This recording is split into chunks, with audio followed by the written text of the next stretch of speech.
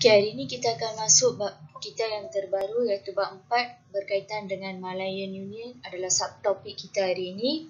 Okay, apa itu Malayan Union? Malayan Union diperkenalkan pada tahun 1 April 1946 oleh British. Apa tujuan utama British memperkenalkan Malayan Union adalah British ingin menghapuskan negara dan bangsa Kesultanan Melayu Melaka. Sebelum ni kalau kita perasan, British memang telah menerima negeri Melayu, Raja Melayu dan orang Melayu sebagai pemilik tanah Melayu. British juga menerima adat istiadat Melayu, agama Islam dan bahasa Melayu. Tetapi melalui pelaksanaan Malayan Union, British ingin menghapuskan semua sistem ni iaitu negara dan bangsa Kesultanan Melayu Melaka. Okey, letak satu star dekat menghapuskan negara dan bangsa Kesultanan Melayu Melaka. Next, kita akan tengok apakah sebab-sebab pengenalan Malayan Union. Kita akan tengoklah apa sebab sebenar British memperkenalkan Malayan Union. Okey, sebenarnya ada 5 sebab utama. Okey, sebab pertama adalah Malayan Union membantu melahirkan pentadbiran yang licin. Okay, contohnya dalam Malayan Union, British ingin menubuhkan satu kerajaan pusat dengan gabungan negeri-negeri selat, negeri-negeri Melayu bersekutu dan tidak bersekutu. So, dia gabungkan ketiga-tiga kumpulan ini menjadi satu kerajaan pusat, agak senang untuk mereka mewujudkan pentadbiran yang licin. Okay, yang kedua adalah British ingin membentuk bangsa Malayan Union. Iaitu British berasyrat membentuk sebuah bangsa Malayan Union supaya golongan pendatang, itu golongan pendatang dapat melupakan negara asal mereka dan menumpukan taat setia kepada Malayan Union. Kenapa British buat macam tu? Melalui ini British dapat memastikan sumber tenaga dan pelaburan untuk memajukan ekonomi tanah Melayu tidak terbantut. Selain itu, British juga memastikan penguasaan ekonomi dapat diteruskan. Sebab itulah British ingin membentuk satu bangsa Malayan Union. Seterusnya, British juga ingin menubuhkan Malayan Union untuk menjimatkan kos pentadbiran. Seperti yang cikgu kata, di bawah Malayan Union, NNS, NNMB dan TB akan digabungkan menjadi satu saja negara kerajaan pusat. So, kalau kita ada satu saja kerajaan pusat, itu membantu British untuk jimatkan kos dan pembangunan di setiap negeri itu macam samalah. Ada yang negeri yang mundur, ada negeri yang maju. So, British tak mau yang tu semua. So, dia nak jimatkan semua tu.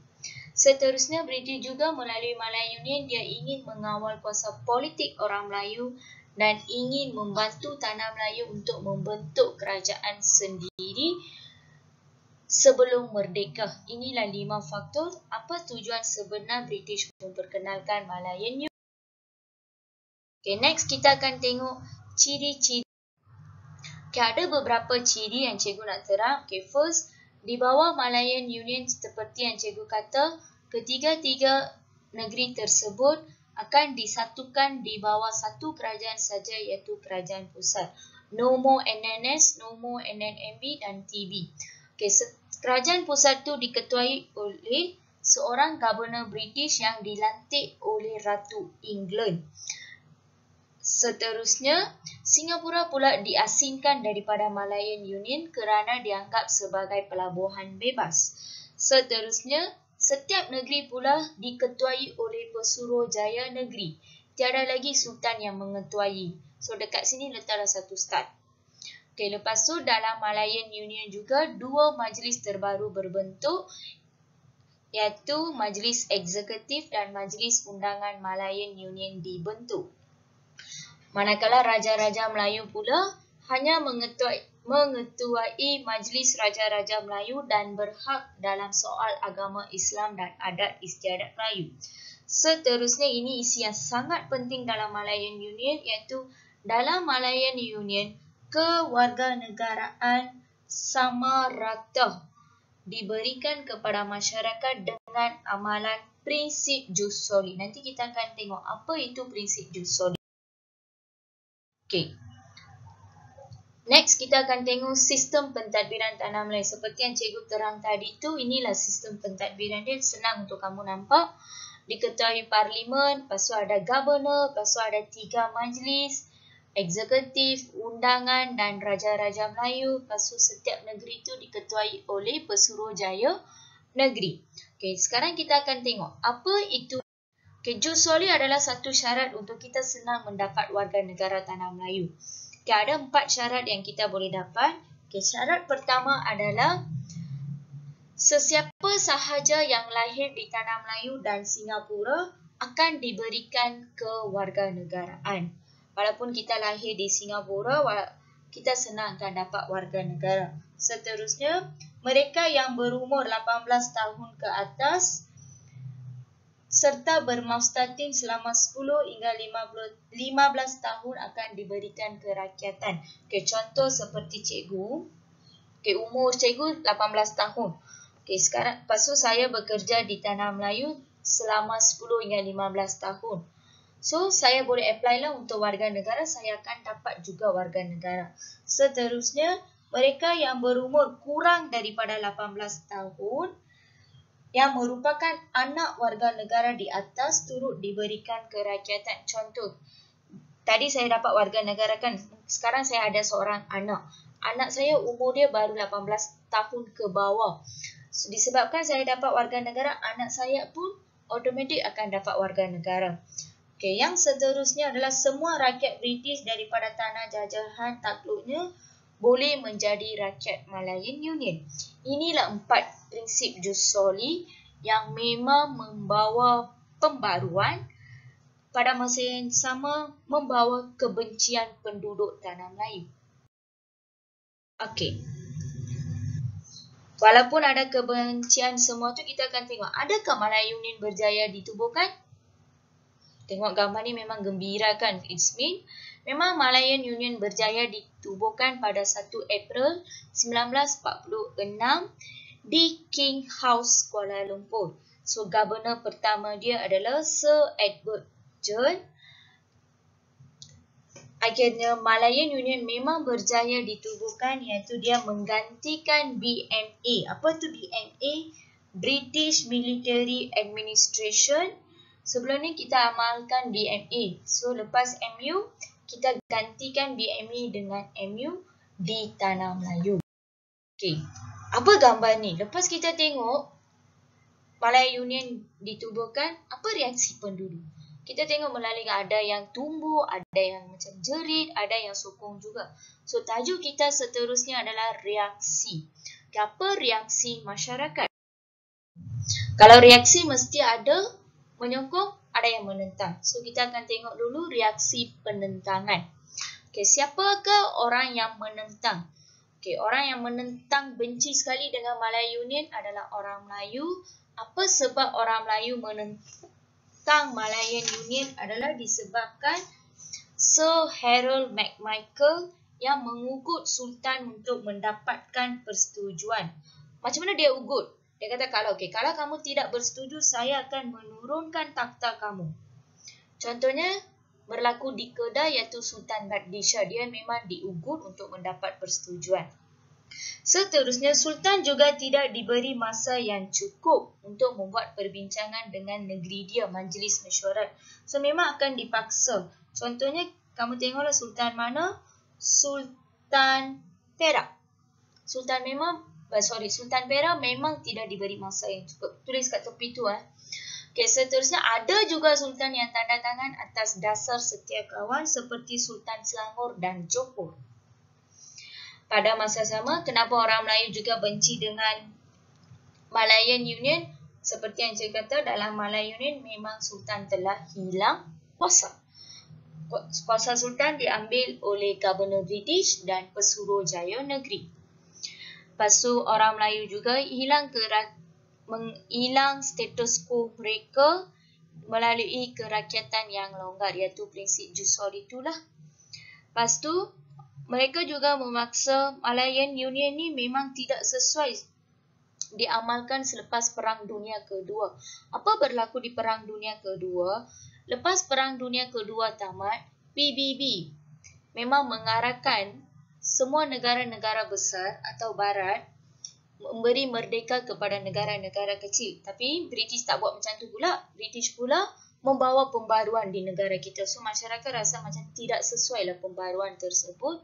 Lepas tu Malayan Union juga menyebabkan hilang warisan Kesultanan Melayu Melaka. So inilah faktor-faktor atau reaksi masyarakat apa sebab orang Melayu menentang Malayan. Pada masa yang sama, ada juga yang menyokong Malayan Union. Siapakah golongan itu? Okay, first orang dagang. Orang dagang macam orang yang buat bisnes lah. Orang Melayu radikal. Okay, orang Melayu radikal macam orang Melayu yang tolak sistem feudal. Mereka tak suka dengan sistem tradisional. Mereka tak suka sistem raja. Mereka nak sistem republik seperti di Indonesia. So orang Melayu radikal tu akan sokonglah MU. Next, PKMM. Apa tu PKMM? Ada dalam buku teks kamu iaitu Parti Kebangsaan Melayu Malaya. Lepas tu API, Angkatan Pemuda Insaf. Next, AWAS, Angkatan Wanita Sedar. Batas Barisan Tani Malaya. Next, Pegawai Tadbir Melayu. Exam kamu boleh tulis API, AWAS, Batas, cukup, tak perlu tulis nama penuh. Okay, inilah 7 golongan yang sokong Malayan Union. Apa sebab? Okey, sebab pertama, mereka suka dengan kerakyatan terbuka.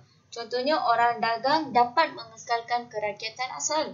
Contohnya, walaupun saya orang Indonesia, saya kerja di Tanah Melayu 19 atau lebih dari 10 tahun, still saya masih warga negara Indonesia. Pada masa yang sama, saya juga warga negara Tanah Melayu. So, saya sukalah. So, saya sokong. Lepas tu, PKMM juga sokong disebabkan mereka nak hapuskan sistem feudal Melayu. Mereka inginkan konsep negara republik seperti Indonesia. Lepas tu, Malayan Union juga disokong sebab mereka senang memudahkan urusan pentadbiran Islam. Kenapa Pegawai Tadbir Melayu pula sokong dengan MU? Sebab mereka lebih percaya kepada British. Sebab British tu adalah kuasa besar, mereka lebih pengalaman, mereka tahu bagaimana membangunkan Tanah Melayu. So, Pegawai Tadbir sokong Malayan Union sebab ada British. Ada juga yang sokong disebabkan dasar kesamaratan Malayan Union, iaitu tadi yang saya katalah prinsip jus solitus. Sebab tu mereka sokong. Okey, sekarang kita akan tengok ada reaksi menyokong, ada reaksi menolak. Okey, sekarang kita so bagaimana yang golongan, apa cara-cara yang mereka guna? Ada beberapa langkah yang cikgu nak terangkan kat sini. Sebenarnya ada 7. Okay, first is demonstrasi. Demonstrasi kamu tahu kan macam perkumpulan ramai-ramai lah, macam bersih semua tu. Berlaku di Alostar Kedah dan Johor Bahru. Johor Bahru Kelantan lah. So, mereka melakukan demonstrasi ini untuk menentang tindakan Sir Harold McMichael. Lepas tu ada juga beberapa persatuan Melayu dihidupkan semula. Ada juga beberapa akhbar juga diperkenalkan seperti Majlis Utusan Melayu, Warta Negara untuk mencetuskan idea penentangan Malayan Union. Lepas tu berlaku juga rapat umum di setiap bandar besar untuk menunjukkan bantahan. Rapat umum seperti macam mesyuarat besar-besaran lah. Lepas tu ada juga Raja-Raja Melayu berkumpul di Kuala Kangsar untuk menyatakan bantahan mereka kepada Parlimen. Very important, pada masa inilah UMNO ditubuhkan oleh Dato' On Jaafar untuk menyatukan penduduk Tanah Melayu, terutama orang Melayu.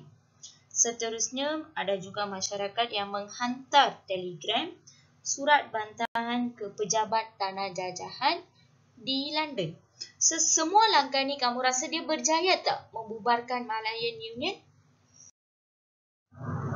So, memang at last memang Malayan Union berjaya dibubarkan dan digantikan dengan Persekutuan Tanah Melayu 1948.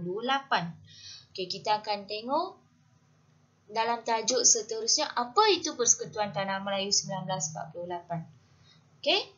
Kalau apa-apa soalan, nanti tolong mesej kat cikgu. Yang ni adalah topik kita hari ni. Hari ni kita belajar tentang Malayan Union sahaja. Okay? Thank you.